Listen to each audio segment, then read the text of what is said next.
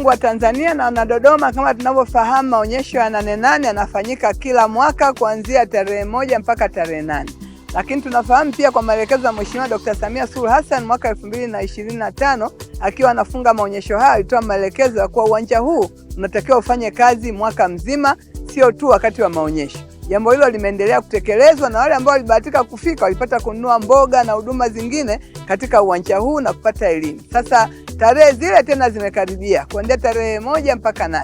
Lakini kwa mtazamo huo huo wa kuwa Nane Nane inaendelea wakati wote, hapa ndani ya uwanja wa Nane Nane, uwanja wa kisasa ambako anakuwa akionyesha yakifanyika maonyesho ya kimataifa na onyesho ya kitaifa, kumeendelea kuwa na watu ambao wanatoa elimu kwa wakati wote, ambao pia wanauza vipando mbalimbali. Lakini tunapoelekea kwenye ile wiki rasmi ya maonyesho, tunatamani Watanzania wengi zaidi washiriki kwa lengo lile lile la kupata elimu, maarifa, ujuzi, lakini na bidhaa zinazohusiana na kilimo na mifugo na uvuvi. Sasa niendelee kuwakaribisha na kutoa hamasa kwenu Watanzania na wana Dodoma. Tuendelee kujiandikisha kwa ajili ya kushiriki kikamilifu kwenye maonyesho haya ambayo yamekuwa yakichukua watu wengi zaidi katika siku zile za maonyesho. Njooni mjiandikishe ili mwe washiriki wa kuuza, wa kutoa elimu, lakini pia wa kupata kutoa huduma mbalimbali kwa jamii ambayo itashiriki maonyesho haya. Lakini wakati huu tunapoendelea, niendelee kuwaalika wananchi.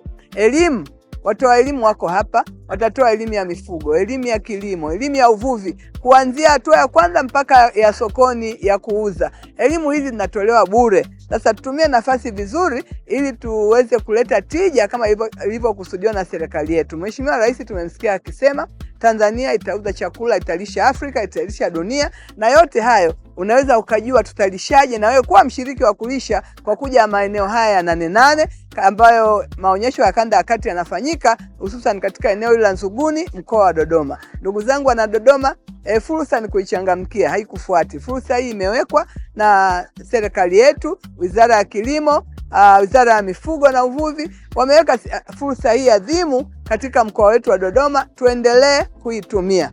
Nitegemee kuwa Nane Nane ya mwaka huu inaendelea kuimarika, inaendelea kuwa kimataifa na kitaifa zaidi, inaendelea kushirikisha watu wengi zaidi, inaendelea kuongeza mabanda mengi zaidi, manake kila huduma itaongezeka zaidi. Lakini tumeona jinsi ambavyo pia ujenzi wake umeendelea kukamilika na kuwa wa kisasa, na maonyesho haya yataendelea kuwa kimataifa. Tumia fursa kuja kujifunza, tumia fursa kupata elimu, tumia fursa pia kufanya biashara, kufaidika kiuchumi, lakini tumia fursa kabisa kuchukua ujuzi ulioko huku kwa ajili ya faida yako ya baadaye.